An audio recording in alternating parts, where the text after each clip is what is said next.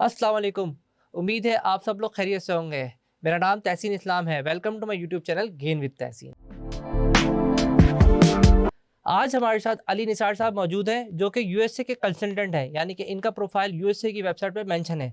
तो चलिए आइए हम इनसे सीखते हैं और जानते हैं कि हमें अगर टैक्स फाइल करना है तो हमें क्या-क्या चीज़ें पहले से मालूम होनी चाहिए। अस्सलाम वालेकुम अली निसार भाई, कैसे हैं आप? वालेकुम सलाम, मैं ठीक-ठाक, आप सुनाएँ? ठीक है। मेरा सबसे पहला सवाल आपसे ये है कि जो यूएसए में लोग रहते हैं और जो हुँ, पाकिस्तान में लोग रहते हैं, हुँ। इनकी क्या टर्म्स होती हैं और टैक्स हम इनका किस तरह से फाइल करते हैं? इसको ज़रा एक्सप्लेन में बताएँ, क्योंकि मैंने कहीं पढ़ा है कि जो वहाँ लोग रह रहे हैं, उनका टैक्स अलग फाइल होता है, उनकी टर्म्स कोई डिफरेंट होती है, मुझे टर्म्स तो नहीं पता। हुँ, और हुँ। जो पाकिस्तान में लोग रहते हैं, जी। उनकी टर्म्स एक डिफरेंट होती है। देखें जो यूएस में बिज़नेस इस वक़्त कर हाँ, रहे हैं हाँ। और तो यूएस में हम उनको जो पाकिस्तान से बैठ के यूएस में हुँ, बिज़नेस कर हुँ। रहे हैं, तो या तो वो नॉन रे उनको हम नॉन रेसिडेंट टर्म ठीक है। कहते हैं और यूएस में जो इस वक़्त बैठ के इस वक़्त बिज़नेस कर रहे हैं, वो या तो रेसिडेंट है या तो सिटिज़न है, वो एक सेपरेट टर्मिनोलॉजी है। ठीक है। लेकिन हमारे लिए जो एप्लीकेबल होता है, we are a non resident और जितने भी रूल्स और रेगुलेशंस हैं, वो एज़ अ नॉन रेसिडेंट पर एप्लीकेबल होते हैं। नॉन रेज़िडेंट से मुराद आपकी ये है कि अगर वहाँ का हमारे पास वो एसएसएन नहीं है तो नॉन रेज़िडेंट है? यानी कि हम जा सकते हैं उधर, फिर मूव ऑन कर सकते हैं या नहीं? नॉन रेसिडेंट का मतलब ये है कि आपके पास एसएसएन नहीं है, ठीक है? ठीक है। और ना ही आप वहाँ पे सिटिज़न हैं, ठीक है? लेकिन एज़ एन विज़िट तो जा सकते हैं ना हम? एग्ज़ैक्टली अगर आपके उसका पास उससे वीज़ा तो है और डेफ़िनेटली एक सेपरेट एरिया अगर आप वहाँ पे तो जाते हैं उसकी क्या टैक्स की क्या टर्म्स होती हैं? मतलब उसको थोड़ा एक्सप्लेन करें आप। मतलब मुझे समझ नहीं आ गया, अगर वहाँ पे क्या परसेंटेज डिफरेंट होती है? क्या होती है डिफरेंट? मतलब नॉन रेज़िडेंट का और रेज़िडेंट का क्या डिफरेंस होता है? टैक्स की परसेंटेज डिफरेंट होती है या कुछ और होता है?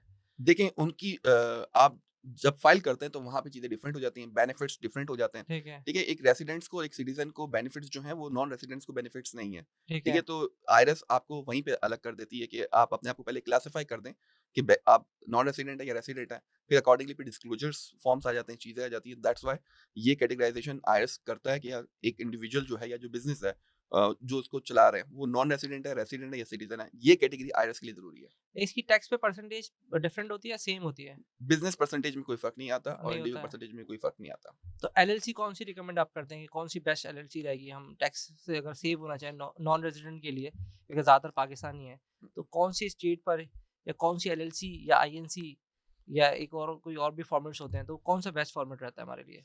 देखिए डिफरेंट फॉर्मेट्स हैं।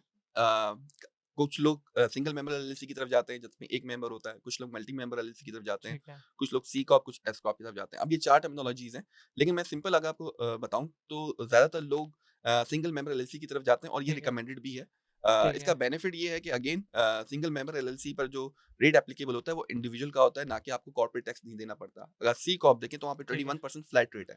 सही। लेकिन अगर आप सिंगल मेंबर एलएलसी की तरफ आएँगे तो इंडिविजुअल रेट्स 10% से स्टार्ट होते हैं, फिर 12%, 14% बेस्ड ऑन आपका जो थ्रेशोल्ड इनकम फॉल करता है। अच्छा, मेरी खुद की भी एक आईएनसी के नाम से है कंपनी, तो आईएनसी हम यहाँ से बैठे-बैठे खोल सकते हैं? क्योंकि अक्सर लोग मुझे बिल्कुल, सवाल करते हैं। एग्ज़ैक्टली, आईएनसी भी खुल जाएगी यहाँ से बैठे-बैठे? एग्ज़ैक्टली। देखिए यहाँ पे आईएनसी खुल जाती है, आईएनसी इज़ सी कॉर्प और एस कॉर्प, ठीक है? तो हम सी कॉर्प यहाँ पे ओपन कर सकते हैं।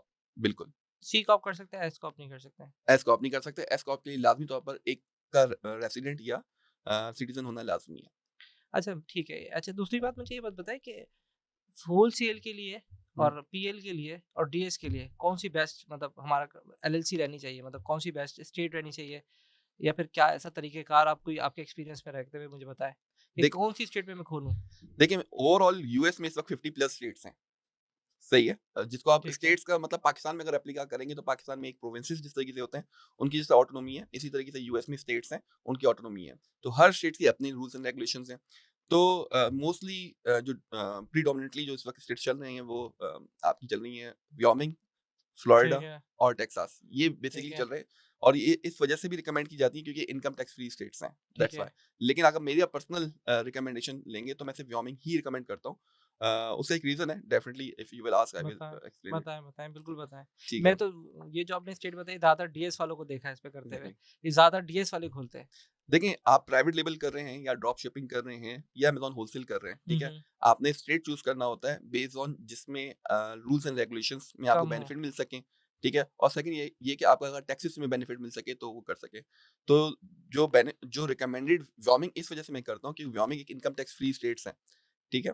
तो यहाँ पर आपने स्टेट लेवल पे कोई टैक्स नहीं देना, सही है ना? अब फिर आपके पास 2 ही ऑप्शन फिर जो आपने लीगल कंप्लायंस आपकी रह जाती ठीक है, है, वो या तो फेडरल लेवल पे जो आप आईआरएस के साथ इनकम टैक्स फ्री स्टेट सही है। इनकम टैक्स फाइल करते हैं या तो फिर आप करते हैं एनुअल रिपोर्ट, ठीक है। रोमिंग में $60 सिर्फ एनुअल रिपोर्ट फी है। साल का कह रहे हैं? साल का आपने एक स्टेट की फी है, हर साल आपने एलएलसी रिन्यू करनी है, ठीक ठीक है, है? और नहीं करेंगे तो? अगर आप नहीं करेंगे तो आपकी एलएलसी पहले स्टेज में डिलिंक्वेंट हो जाएगी और थर्ड स्टेज में आपकी टर्मिनेट हो जाएगी। तो वो करना आपने लाज़मी है, क्योंकि मैंने अक्सर देखा है कि कुछ लोग आते हैं और कंपनी बनाते हैं और कंपनी बनाने के बाद होलसेल का आइडिया था या पीएल का आइडिया था या लेट्स से ड्रॉप शिपिंग का आइडिया था, बट अगेन उसको स्टार्टअप नहीं कर फाइल नहीं पाए किया उसने। और वो अपनी डे टू डे एक्टिविटीज में अपना बिजनेस कर रहे हैं, चीजें कर रहे हैं, जॉब कर रहे हैं, वहां पे मसरूफ हो जाते हैं। एक साल गुजर जाता है, कंपनी पड़ी की पड़ी रह जाती है ठीक है। और वो अल्टीमेटली उसकी जो कंप्लाइंसेस हैं वो इतनी बढ़ जाती हैं कि जो उन्होंने एट स्टार्ट में जो पैसे दिए होते हैं, लेट्स से 600 ठीक है। $700 जो स्पेंड किए होते हैं, वही उनको दोबारा से 600 $700 से भी ज्यादा, बल्कि 1100 तकरीबन डॉलर आपको स्पेंड करने पड़ जाते हैं। पेनल्टीज हेफ्टी लग जाती हैं। तो उसको क्यों मैं रिन्यूअल क्यों कराऊँ? उसको बंद ही करा देता हूँ, हमारा पाकिस्तानी दिमाग लगाते हैं हम अपना। आपने कंपनी नहीं बनानी चाहिए थी। अगर आपने कंपनी बनाई है, तो आपने नहीं, रिन्यू अगर हो करवानी सकता है, है मेरी कोई और अगर बिज़नेस, बंद ही करवानी थी तो अगेन फिर आपने क्यों नहीं, कंपनी अगर वो बनाई? ऐसे हम लोग का दिमाग चलता है कि मैं एक और नई खोल लेता हूँ तो $300 या $400 में खुल जाएगी।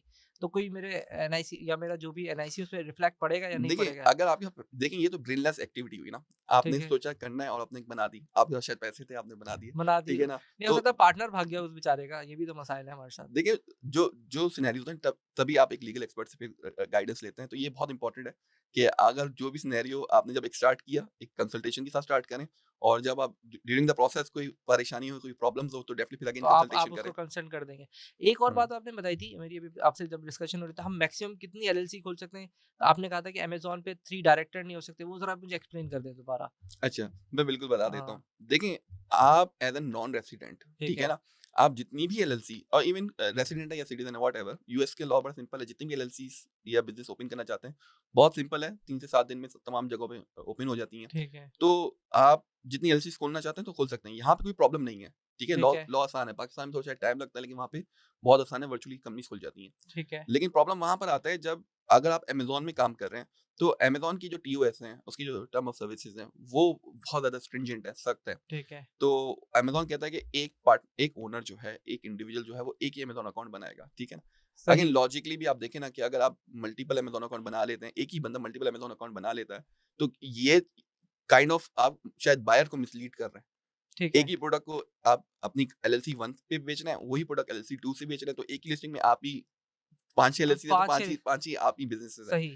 तो काइंड ऑफ बायर जो होता है वो आप उसको डिस्ट्रैक्ट कर रहे हैं, उसको धोखा दे रहे हैं। तो इस वजह से तो अमेज़न के मैक्सिमम अगेंस्ट 3 टर्म्स 3 या कंडीशन 2 एलएलसी खोल के 2 अकाउंट खोल सकते हैं अमेज़न के ऊपर नहीं। एक अम्मी के नाम पे खोल लिया, एक अब्बू के नाम पे खोल लिया और एग्ज़ैक्टली। उसमें डायरेक्टर ऐड हो गए। आप ये कहना चाह रहे हो मुझे जो समझ में आई है कि अम्मी के नाम पे खोला तो उसमें आप डायरेक्टर ऐड नहीं हो। तो वो आपकी अम्मी के नाम पे ही चले। अब्बू के नाम पे अगर कोई कंपनी खोली है तो अब्बू के ऐसा नाम पे ही ही है, चले। ऐसा ही है। अब देखिए उसमें डायरेक्टर ऐड ना हो। एग्ज़ैक्टली मेरे पास जो इस वक़्त क्लाइंट्स हैं, लोग आते हैं, वो इसी तरीके से करते हैं, क्योंकि इन्वेस्टमेंट है और वो नहीं चाहते कि एक ही अमेज़न में क्योंकि अगेन ये एक वर्चुअल बिज़नेस है, एक बिल्कुल, वर्चुअल शॉप है। अगर कल को अमेज़न की वजह से, किसी वजह से एक अमेज़न के आपका दुकान बंद हो जाती है, तो आप तो क्या आप गए। करोगे? तो लोगों बिल्कुल, को अपना रिस्क डाइवर्सिफ़ाई करना होता है। लोग इस तरह से दैट्स भी व्हाई वो अपने हाँ, हाँ, 2-3 लोगों जो रिलेटिव होते हैं, उनके नाम पे कंपनी बनाते हैं, ठीक उनके है। नाम पे अमेज़न अकाउंट बनाते हैं। बस मेक श्योर करते हैं एड्रेसेस अलग रखें, ईमेल एड्रेस हो, फिजिकल एड्रेस हो, फ़ोन नंबर हो, हर चीज़ अलग रखते हैं, यूनिक बिल्कुल रखते हैं। अलग-अलग रखनी चाहिए। एग्ज़ैक्टली। कोशिश करें कि एक ही अमेज़न का अकाउंट एक बंदा बनाए और होशियारी ना करें और एक और जाके अगर वो एलएलसी खोलता है, उसमें डायरेक्टर बन के ऐड होता है, तो वो कोशिश ना करें क्योंकि वो लिंक्ड हो जाएगा कहीं न कहीं क्योंकि डायरेक्टर 2 हो गए उसके। ऐसा ही होता है। बिल्कुल ऐसा ही होता अच्छा फिर है। इनकम टैक्स और सेल टैक्स भी तो है, फिर वो भी तो उसको भरने पड़ेंगे। इसकी भी टाइप्स को थोड़ा एक्सप्लेन कर देंगे? मतलब मुझे भी नहीं समझ में आता है। एक सेल टैक्स है, एक इनकम टैक्स है, क्वार्टरली भी आप हुँ, कह रहे हुँ। हैं कि जमा कराना पड़ता है। बिल्कुल, तो इसको बिल्कुल। थोड़ा थोड़ा ब्रीफ में मैं आपको एक्सप्लेन कर बता दें। देता हूँ सिंपल, आप स्टेट को थोड़ा-सा साइड पे रख दें कि स्टेट में, क्योंकि हर स्टेट की थोड़ी अलग-अलग बहुत कुछ कंप्लायंस चेंज हो जाती हैं। ठीक है, लेकिन हर कोई भी स्टेट उठा लें, 3 कंप्लायंसेस हर स्टेट में हैं। ठीक है, एक आपने उस एलएलसी को जो बिज़नेस बनाया है आपने, ठीक है? जैसे सी कॉर्प है, एस कॉर्प है, एलएलसी है, ठीक है? उस बिज़नेस को रिन्यू करना है। ठीक है ठीक ना? है, और उसको हम कहते हैं एनुअल रिपोर्ट कहते हैं, फ्रेंचाइज़ टैक्स रिटर्न कहते हैं, ठीक स्टेट में है। अलग-अलग नाम होते हैं। बट टेक्निकल जो बात है वो समझने के लिए ये है कि एक तो आपने एलएलसी रिन्यू करनी है। करनी है 1 एग्ज़ैक्टली। साल-साल। सेकंड ये है कि आपने उस एलएलसी में जितना कमाया, इनकम कमाई, नॉट ठीक सेल्स, है। सेल्स को अलग रखें। जो आपने कमाया, एक्सपेंसेस जो इनकम माइनस एक्सपेंसेस, हुँ, आपका ग्रॉस प्रॉफिट, नेट प्रॉफिट जो बन गया, उस पर टैक्स देना होता है। तो इनकम ठीक टैक्स है, रिटर्न फाइल करना है आपने 2। ठीक है। और तीसरी आपकी जो चीज़ है वो सेल्स टैक्स रिटर्न है। जो सही। आपने सामान सेल कर रहे हैं, उसमें उसको सेल्स टैक्स रिटर्न की फाइलिंग करनी होती है। अगर आप अमेज़न में बेच रहे हैं तो अमेज़न खुद कलेक्ट खुद और कलेक्ट रेमिट तो कर लेते करता हैं। है, लेकिन वो फाइल नहीं करता। ये भी एक मिथ है, लोग समझते हैं कि अमेज़न कलेक्ट और रेमिट करते हैं, तो आपको फाइल करने की ज़रूरत नहीं है। तो 2-3 मही क्वार्टर गुज़र जाते हैं और फिर एक पेनल्टी जब आती है लेटर, तो वो कहते हैं ये फिर क्या हुआ? तो भागते-फिरते मेरे हैं। पास अभी रिसेंटली यानी डेली बेसिस पर एन एवरेज हर कुछ ना कुछ क्लाइंट्स आते रहते हैं, ये बहुत फ्रीक्वेंट है, जिसमें लोगों के पास पेनल्टी लगी होती है, 2 क्वार्टर गुजर चुके होते हैं, पेनल्टी लगी होती है $50 की, $52 की, कहीं पर असेसमेंट अमेज़न $250 टेक्सास में की असेसमेंट बन जाती है $2000 की ठीक असेसमेंट है, बनाते ठीक है। बना देते हैं। तो उन्होंने फाइल नहीं किया होता। तो देखिए स्टेट डिपार्टमेंट को तो नहीं पता ना कि आपने आप परमिट तो बिज़नेस बना का लिया, ठीक है, आपने परमिट तो बना दिया, अब स्टेट डिपार्टमेंट को ये नहीं पता कि इसमें भी बिज़नेस कितना कर रहा है। सही तो है, स्टेट डिपार्टमेंट खुद अपने तौर पर एक वैल्यू ऐड कर देता है, ठीक सही है? है तो टेक्सास और में वो लगा 2000 के कर भेज देता है, देता है। व्योमी में कुछ $1000 कर देते हैं। तो वो फिर आप जब तक फाइल नहीं करेंगे और उनको बताएँगे नहीं कि आपने बिज़नेस कितना किया, सेल्स कितनी की, तब तक वो फिर आपकी पेनल्टी और जो ड्यूज़ हैं वो रहते हैं अपनी जगह पर। तकरीबन मैक्सिमम कितना ड्यूज़ लग जाते हैं मतलब अगर हम नहीं बताएँगे? एक और सवाल देखिए इसके साथ क्वार्टर वाइज़ लगता है, अगर अच्छा, टेक्सास की बात करूँ, हर क्वार्टर में $2000 अच्छा और शॉपिफ़ाई $52 आपकी वगैरह पे भी हम पेनल्टी। बेचते हैं, एक और सवाल, ये शॉपिफ़ाई पे मैं बेच रहा हूँ, तो हुँ, उसपे तो मैं सेल टैक्स देता ही नहीं हूँ। तो फिर क्या मुझे अपनी इनकम में से देना पड़ेगा सेल टैक्स? क्योंकि नॉर्मली क्योंकि एजुकेट तो हम हैं नहीं, 90% लोग एजुकेट तो हैं नहीं, एग्ज़ैक्टली। तो उसका क्या तरीक़ेकार होगा फिर? एग्ज़ैक्टली। देखिए जो अमेज़न वाला सिस्टम है ना, जहाँ वहाँ पे से जो अमेज़न कर वो इतना वो कर कॉम्प्लिकेटेड लेता नहीं है, है, लेकिन शॉपिफ़ाई में बहुत अलर्ट रहना है। अब यहाँ पे सेल्स टैक्स की जो डिटेल प्रोविजंस हैं वो आपको उसको समझने होंगे। ठीक है, यहाँ पर अगर आप शॉपिफ़ाई में कोई भी प्रोडक्ट बेच रहे हैं, तो अगर एक नेक्सस डिफाइंड है, एक थ्रेशोल्ड डिफाइंड है, ठीक है ना? मैं उस पर बाद में जाता हूँ, थोड़ा टेक्निकल ठीक हो है। जाएगा, लेकिन ब्रीफली आपको थोड़ा बहुत तो आइडिया बता आइडिया देना दे सर देता हूँ हाँ, कि अगर वो थ्रेशोल्ड डिफाइंड है, उससे आपने एक्सीड कर दिया, ठीक है ना? तो आपने सेल्स टैक्स कलेक्ट करना है, वो आपकी रिस्पॉन्सिबिलिटी है। सही। अगर आप शॉपिफ़ाई में जाएँगे तो आपको पता है सेटिंग में प्रोविजंस होती हैं, जब में टैक्स सेटिंग वगैरह आपने ऐड उसको करनी ऑन होती करना हैं, तो वो पड़ेगा, स्टेट वाइज़ वो खुद उसको कलेक्ट कर वो लेता है खुद भी उसको शॉपिफ़ाई। ऑन बाय डिफ़ॉल्ट होता है शॉपिफ़ाई में, सही है? अ, तो और अगर वेबसाइट पर आपने भी है कलेक्ट करना है और फिर आपने फाइल भी करना है, ठीक है? यानी कि लेट्स से आपने $1,00,000 की सेल की, सही। $1,00,000 में आपने 6% जो कि तकरीबन 60,000 बन जाएगा, 6,000 बन जाएगा। वेबसाइट ले लेता हूँ। अगर हुँ, सेम जो शॉपिफ़ाई का स्ट्रक्चर आप बता रहे हैं, हुँ। वही सेम स्ट्रक्चर वर्डप्रेस पर भी लगेगा और मैं अगर कोई वेबसाइट अपनी बना लेता हूँ पर्सनल तो वही सेल्स का स्ट्रक्चर सेम लगेगा, लेकिन मुझे मैनुअली करना पड़ेगा या उसमें भी ऑटोमेशन होती है? नहीं देखिए, आपको ये चीज़ मैनुअली करनी पड़ेगी, मैनुअली ठीक है करनी ना? पड़ेगी। जो मार्केट प्लेसेस हैं, जो एस्टेब्लिश्ड मार्केट प्लेसेस हैं, जिसमें अमेज़न, ईबे, एटसी और वॉलमार्ट है, ठीक यहाँ है, पे तो उनका सिस्टम डिफाइन है, वो आपको खुद कलेक्ट वो और रेमिट कलेक्ट कर कर रहा है लेते हैं। और इन पर लॉ एप्लीकेबल होता है मार्केट प्लेस फैसिलिटेटर लॉ। ठीक है, तो उस लॉ के तहत वो पाबंद है कि उन्हें करना है। लेकिन शॉपिफ़ाई में या अगर आपने जो मेंशन किया वर्डप्रेस की है वर्डप्रेस वगैरह दी है, वर्डप्रेस है यहाँ नहीं। पे कोई ये किसी लॉ के अंडर में नहीं आ रहे। तो ये रिस्पॉन्सिबल नहीं है कलेक्ट करने के। सही, आप है रिस्पॉन्सिबल बीइंग अ सेलर। तो आपने ये लॉज़ को समझना है और जो लॉ एप्लीकेबल है, जिस स्टेट का लॉ एप्लीकेबल है, आपने फिर से कलेक्ट करना है। यानी हमें फिर अगर मैंने नहीं कलेक्ट किया, अगर मुझे नहीं पता था सेल टैक्स कलेक्ट करना तो फिर मुझे अपनी इनकम में से देना पड़ेगा। बिल्कुल, बिल्कुल देखिए, देना अगर तो सेल्स पड़ेगा, टैक्स जितना बनता था 6% अगर आपने कलेक्ट किया या नहीं किया, वो तो तो वो देना है। 6% कैलकुलेट होगा और आपको पे करना पड़ेगा इंक्लूडिंग पेनल्टीज़ और आउटस्टैंडिंग जो भी कुछ बनेगा। सेल टैक्स और इनकम टैक्स का थोड़ा-सा एक दफ़ा आप मुझे एक्सप्लेन करके बताएँगे डिफरेंस क्या होता है? एग्ज़ैक्टली मैं आपको बता देता हूँ। मिसाल के तौर पर आपने बिज़नेस स्टार्ट किया, ठीक है? आपने लेदर जैकेट का बिज़नेस स्टार्ट किया, ठीक ठीक है, है? बहुत फेमस है। ठीक है? और तो यार वहाँ पे बहुत लोग ऑफ़रें करते हैं यार, तुमने वही कुछ और भी साल ली थी। चले लेदर का ही बता दे फिर आप। नहीं मैं ये वो बहुत चलता है ना, ये चलेगा फिर आपका तो। ठीक है, मिसाल के और क्या बोलूँ? लेदर जैकेट में ही बता दें, क्योंकि वो यहाँ से शिप करनी पड़ती है ना, वो मेरे एग्ज़ैक्टली काफ़ी चलता है। अगर आप लेदर जैकेट का बिज़नेस कर रहे हैं और वहाँ पे आपने $1,00,000 की सेल की है, ठीक है, ठीक है? तो $1,00,000 पर जो सेल्स है, उस पर आपने टैक्स कलेक्ट करना है 6%, 5 टू ठीक है, 6% जो रेट डिफरेंट होगा, लेकिन मैं ठीक है, एज़ एन एग्ज़ाम्पल 6% कह रहा हूँ, ठीक है? तो 6% आपने टैक्स कलेक्ट करना है, ठीक है? तो ये ठीक आपका है, सेल्स टैक्स हो गया जो आपने कलेक्ट किया। सही है। लेकिन अब आपने इसमें आपके एक्सपेंसेस हुए, शिपिंग कॉस्ट लगी, सारी आपकी चीज़ें प्रेप लगी। कॉस्ट लगी, आपकी इन्वेंटरी कॉस्ट लगी, रॉ मटेरियल है, एडवर्टाइज़मेंट है, 10 चीज़ें हैं। तो ये सारी कॉस्ट को आप माइनस करते हैं, फिर आपका नेट प्रॉफिट आता है। ठीक उस है। नेट प्रॉफिट पर जो आप टैक्स पे करते हैं, उसको इनकम टैक्स कहते हैं। That's all. तो ये फ़र्क है sales tax is on sales sales जो एंड है वो income tax is sales on जो लगेगा वो प्रोडक्ट हमने जो सेल की है, हुँ, मिसाल के तौर पे मैं थोड़ा एक्सप्लेन कर लेता हूँ। अगर मेरी $100 की प्रोडक्ट थी, तो मैं उसमें $15 के आस-पास 15% चल रहा है इस वक़्त। यूएस में 6% के आस-पास है अच्छा, फिगर। पाकिस्तान में तो भी 15% है। पाकिस्तान बहुत है यार तो बिल्कुल। हम ज़्यादा टैक्स भर रहे हैं। चलें 7% हमने वहाँ से लिया, हुँ, अगर $100 की दिखाई थी तो $160 हम उससे लेंगे हुँ, हुँ। और $60 हमारा सेल टैक्स में आ जाएगा। ये बिल्कुल, जो मैं बिल्कुल। समझ में ये हमारा सेल टैक्स ये तो हम ऐसे कैसे हटा देंगे। लेकिन हमने $1,00,000 की सेल कर ली, हुँ, उसपे मैंने यहाँ से शिप करा जो भी किया उसके अंदर मेरे पास बचे $200 बिल्कुल। या 20,000 करते हैं। तो $20,000 पे मुझे कितना परसेंट टैक्स देना पड़ेगा? अगर $20,000 है तो दैट मीन्स ये आप फॉल कर रहे हैं तकरीबन 12% की रेंज पे। कि $10,000 तक आपका 10% है 10% है। और 10,000 से $40,000 की इनकम पर ठीक है, अगेन नेट प्रॉफिट पर जो आप घर लेके जा रहे होते हैं, उस पर 14 आपका 12% है। 12% पड़ जाएगा। इससे कम की कोई जुगाड़ बताएँ ना कि कम से कम कितना आता है कि टैक्स ही ना लगे? $1000 $2,000 कर दें। वो तो हम खर्चे एग्जैक्टली की जब आप अपने अकाउंटेंट के साथ होंगे तो आप अपने एक्सपेंसेस को ऑप्टिमाइज करते हैं, तो अपने मिनिमम रिटर्न्स कितना को कितना केयरफुली करना है, हम करते इनकम हैं। शो करें कि हमें कम से कम टैक्स लगे? देख $3000 पे कितना लगेगा? $2000 पे कितना लगेगा? देखिए $10,000 से जितनी भी कम वैल्यू रखें, उस पे आपका 10% लगेगा। $3,000 आपकी इनकम है जो घर लेके जा रहे हैं, तो $300 आपको पे आईआरएस करना पड़ेगा, आईआरएस को देने चाहे वो पड़ेंगे। रेज़िडेंट हो या नॉन रेज़िडेंट हो? बिल्कुल, बिल्कुल। मैं रेट्स में कोई फ़र्क नहीं है, अगेन मैंने आपको बताया कि रेट्स में कोई फ़र्क नहीं है, लेकिन बाय लॉ क्लासिफिकेशन इस वजह से इम्पोर्टेंट है कि इसका डिस्क्लोज़र है कि पीछे जो कंपनी के बैकएंड पे जो ओनर है वो कौन है? क्योंकि यूएस के कुछ लॉस इस तरीके से हैं कि वो हर इंडिविजुअल को क्लासिफाई करते हैं। अच्छा, एक सवाल मेरा आपसे आपके साथ ये है, वो ये है कि बहुत सारे लोग टैक्सेस की मतलब रिटर्न फाइल की सर्विस दे रहे हैं। हुँ, हुँ, इवन कोई $50 में सबमिट कर देता है, कोई $100 में सबमिट कर रहा है, कोई $200 भी ले रहा है, एक बंदा है तो $350 भी ले रहा है। तो हुँ। हम कैसे आइडेंटिफ़ाई करें कौन-सा बंदा करेक्ट है और कौन-सा बंदा करेक्ट नहीं है? कोई बिल्कुल। ऐसा पोर्टफोलियो है, कोई ऐसी वेबसाइट है जहाँ हम किसी को वेरीफ़ाई कर सकते हैं कि ये राइट बंदा है या नहीं?